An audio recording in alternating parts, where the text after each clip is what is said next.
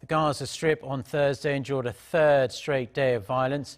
Palestinian militants sent incendiary balloons into southern Israel for the third day in a row, while Israeli airstrikes hit sites in Gaza for a second time. The exchanges stopped short of full-scale escalation, and so far no casualties have been reported. Watchers say Israel's new government, just a few days old, wants to show the balloon attacks will be met by a military response.